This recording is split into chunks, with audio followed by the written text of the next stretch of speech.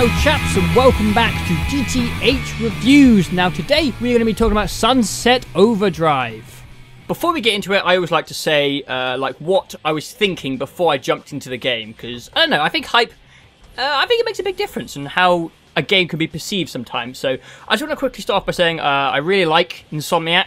I really liked Spyro when I was young, and Ratchet & Clank is one of my favourite game franchises. I played them all. I played them all on the PlayStation 2, 3, and I hope some come out on next gen.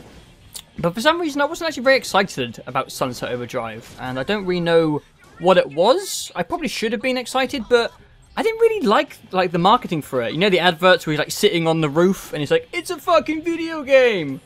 I wasn't really hyped for it, and a lot of people weren't really enjoying the demos that they were playing at, I don't know where, E3 I guess, one of the usual places. So I didn't get myself hyped up about it, but I am actually very glad I wasn't excited about it, because I enjoyed it. Let's talk about it. I was actually moderately excited for it. Like maybe not excited, but optimistic, let's say, for it.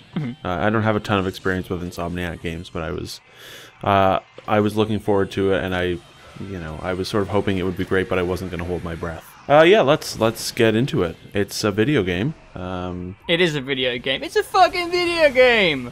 There is a lot of that in this video game, yeah. Yeah. So I'll basically explain the setup. It's an apocalyptic game, if you can call it that. What happens is in the opening cutscene there's a company called Fizco, and it releases an energy drink, and it ends up turning everyone in the city into mutants. Serves them right, energy drinkers. And that is, goddamn it. And that is pretty much the entire story setup. And then I guess the main kind of focus of the gameplay is traveling around the city and doing missions that consist of kind of bouncing and grinding around while shooting hordes of mutants, humans, and robots, with all kinds of wacky, weird, and hilarious weapons. That's basically the whole game. But what aspect do you want to start about? Well, I think I'll just start with sort of just like the first few hours, because I think that it sort of starts off not great. I don't know, like the first few hours with it, they sort of don't make the strongest first impression, I felt. Yeah. It took a while before the traversal started to click, because you don't get all of your traversal abilities right away. The humor is kind of, the first 4 hours of the game have the worst humor in it. There's like really forced stuff in there, and the first few hours I was just sort of like, this seems okay. But once the few abilities unlocked, it really started to take off. So I think the biggest thing is the traversal, really. I mean, that's the probably the most unique thing in the game, I'd say. Yeah, it doesn't. I don't know. It doesn't sound that unique when you describe it. No, there really isn't that many elements to it. But it's one of those things where we could talk about it and we will try and explain it, but it's something that you kind of have to play yourself and put in your own hands. Because it's something rather, I don't know what it is about the traversal, but it is definitely one of the most entertaining ways to travel around an in-game environment that I've played so far. And I've been trying to work out what it is. So should we break down what is involved in the traversal? It's quite simple. So, do you want to go ahead? Geez, what is there in this game? What do you have? You have the ability to grind on things, mainly telephone electrical wires, which you should not try in real life. Yeah. You can grind around on those, and then you can bounce off of just about everything. A ton of except stuff, for the ground, pretty much. Yeah. And what else is there? There's that boost dash that sort of connects all those together. There's wall run. Dash you get. Wall running, yeah. There's that sort of vaulting. Oh, right, yeah, that's the sort of climbing, basic climbing. Yeah, and so basically once you have them all unlocked, you kind of just chain all of them together. You go and you start grinding on a rail, and then the rail ends, and you have to jump off, bounce on a car, wall run, jump to the next grind rail, and keep on grinding. And it's sort of, the traversal is almost like, it's sort of almost puzzle-like. I don't know if puzzle-like is the right word, but it's not like fast and loose. You have to be paying attention and kind of methodical in your planning and what you're doing to keep all that movement up and to keep your skill chain up. You have to sort of be looking like 2 steps ahead, like, okay, I see that car, I think I'll bounce off that car, and then grind, and then wall run, you know, and then bounce and climb again. And it's really fun. Like it definitely, I understand why it didn't make the best impression at demos, because it took several hours to get used to.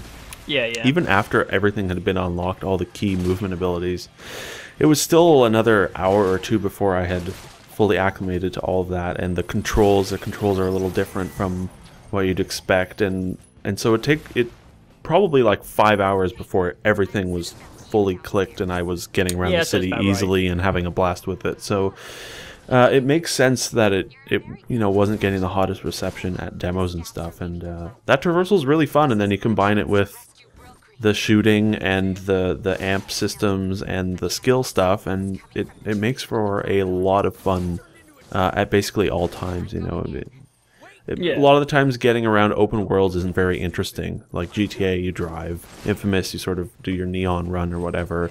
It just sort of goes by and you just sort of mindlessly do it. But this is it's a very involved way of getting around in an open world, which is it's cool and it's unique. One thing that I thought was slightly, I don't know, that they've done a bit differently is in recent games, they try and make the traversal really kind of dynamic, so you can climb and mount anything. But a lot of times they try and make it really, really easy. So with Assassin's Creed, it's pretty much one button. Shadow of Mordor was even more so. It was literally you could jump, do anything by pressing one button. And in this game, they actually kind of make you... It's not difficult, but they add very small elements. Like, you can't just hold down a button. If you want to grind, you have to press X before you land on whatever you want to grind on. If you want to do a large bounce, you have to press A before you land on the thing that you're going to bounce off. If you want to go around a corner when you're wall running, you have to press X at the right time.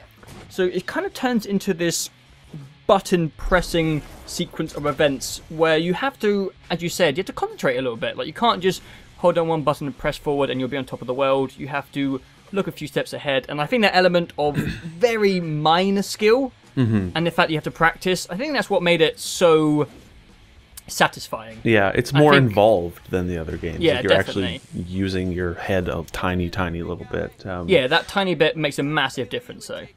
And we should say that's what makes it so fun. The grinding is important to do because, for two reasons. The first being, you have no friggin' health when you're on the ground. Yeah, you will die. And the first couple hours, you notice that, like, you're just playing it like a normal third-person shooter. You get killed really quickly when you're just running around on the ground, so you really have to be on the move. And the biggest one, though, is your skill chain, which is you get like for sort of 3 stages of your skill chain and at style. Style. And the more stylish things you do, the further it unlocks, and that basically unlocks other separate abilities like spawning tornadoes when you melee and lightning bolts coming out of the sky at all times, and those make combat even easier. And so it's a really heartbreaking when you're like, you've got like a level 3 skill style meter or whatever, and then you just mess up and land on the ground and it all disappears. Oh, it's the worst. It's heartbreaking. It's heartbreaking, yeah. And I think they did a really good job of, one last point before we move on from the traversal, but they just kind of made it so that you can use the traversal skills absolutely anywhere. Yeah. Like, I really like that even on the water, you can kind of skid across the water. So you can kind of just go in a straight line from A to B, and there is stuff to bounce off everywhere. You can wall run, you can... There's just... Yeah, there's no spot in the world where you're limited. Yeah. Like, it's nice to be able to literally jump off a building without looking, and knowing that before you hit the ground, you can find something to interact with. So you don't really, even though you do have to plan where you're going to land, you don't have to like carefully look around like, is there a car nearby? You just literally bomb it, and you know that there's going to be something nearby to keep your chain going, which I really liked. Yeah. And then, so then there's the gunplay, which, I mean, it's really not very involved.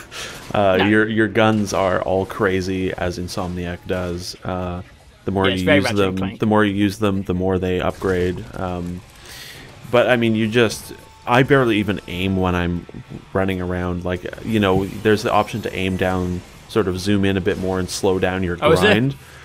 Yeah. And I just fly past and shoot like crazy because it's very fun. It's just the fun way to do it. You just hold down the shoot button on your Roman candle weapon or your hairspray bomb launcher or whatever. And havoc just ensues everywhere, and so the gunplay. The hitboxes are huge as well. Yeah. For any like single shot weapons, you don't have to aim very well. Yeah, the auto aim is crazy. Like, it's the shooting is not difficult, and you really don't have to think at all about it, which is fine because you're thinking about traversal mainly.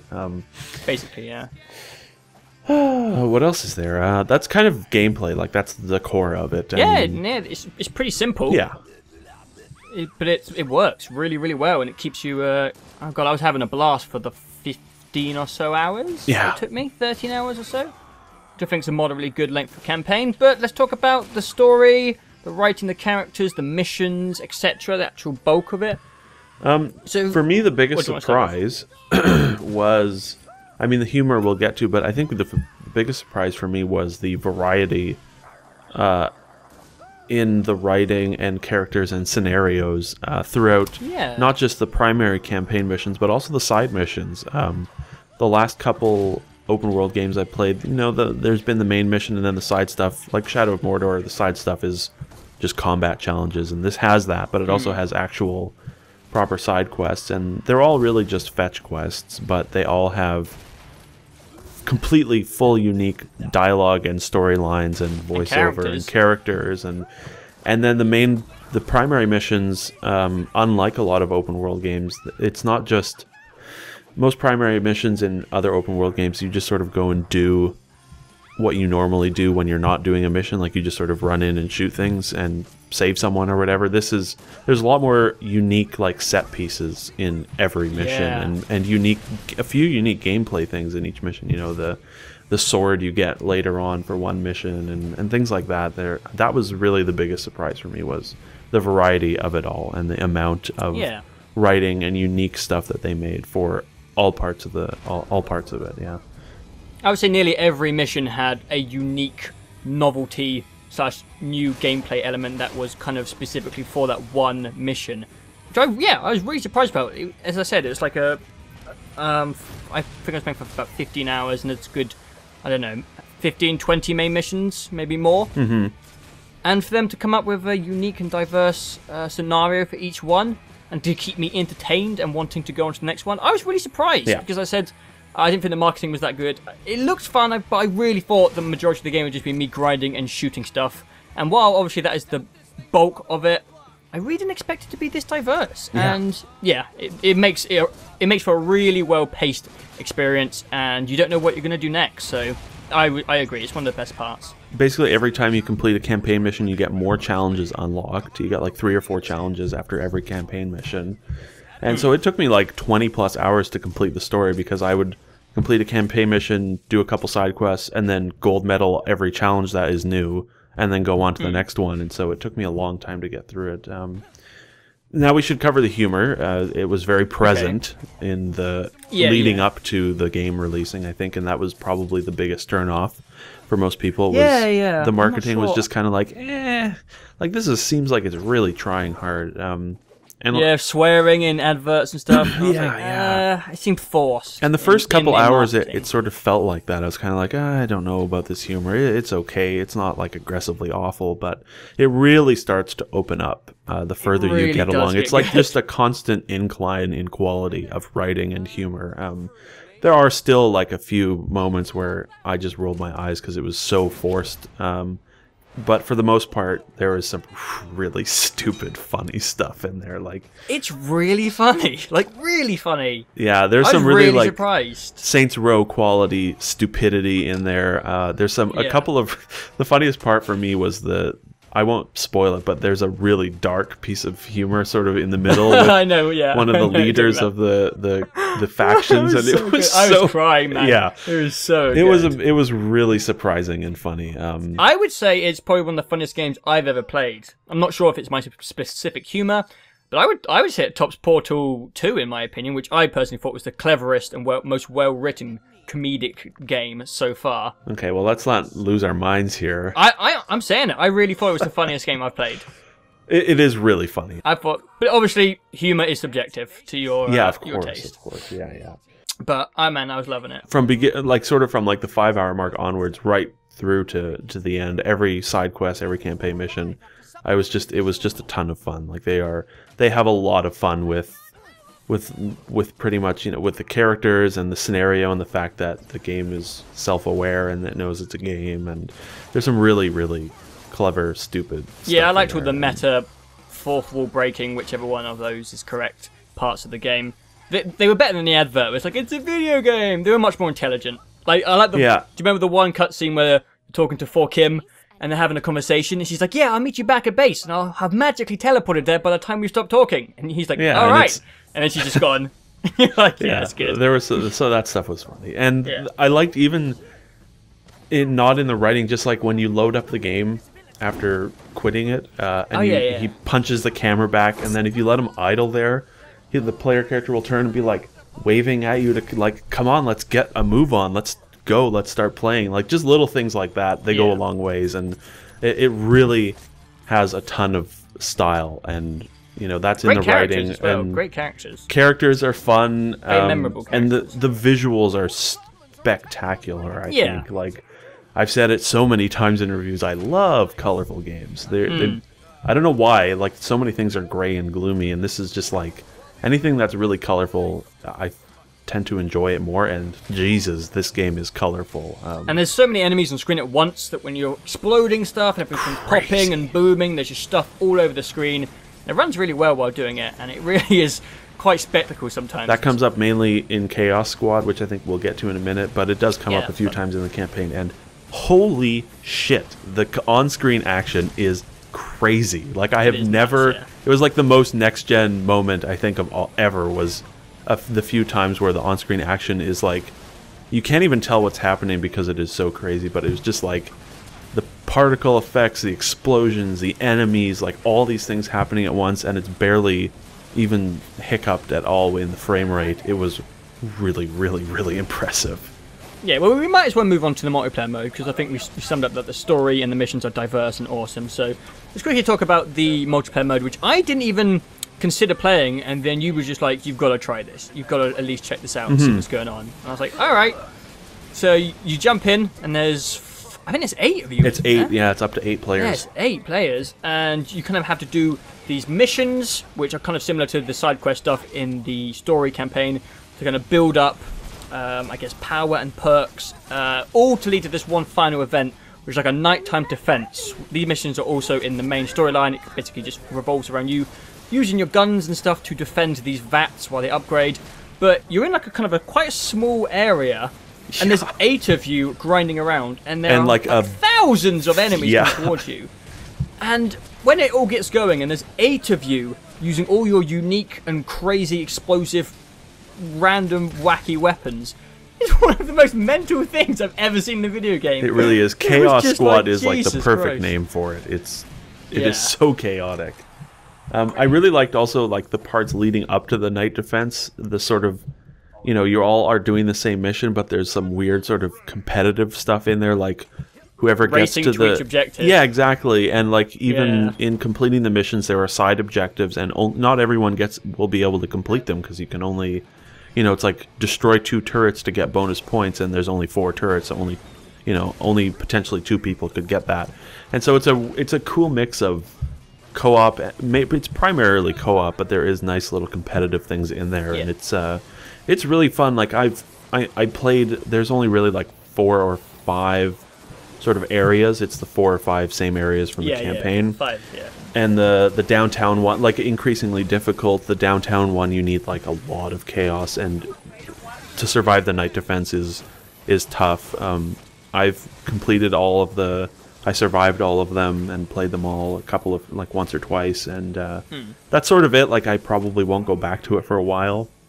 But I mean, they're going to be doing DLC. They've already said 2 DLCs with new areas to explore, new story stuff, and new Chaos Squad. So I will be there day 1 for that DLC, because I can't wait for that. The Chaos Squad is a nice little. It's just a nice little bonus. Like if it wasn't in there, I mean, there would still be a ton of stuff in the main campaign. But it's just it was a really fun, really surprising little additional multiplayer thing that I wasn't. It's like everything else in the game, surprisingly fantastic. Yeah, and it is very surprising when an open world game has a decent multiplayer. I didn't even look into it. I didn't expect it to be good. So, very nice surprise. I think that about wraps it up. I think so. Yeah. Just to summarize, I think it's a really difficult game to put into words, because the whole game is really, really fun to play.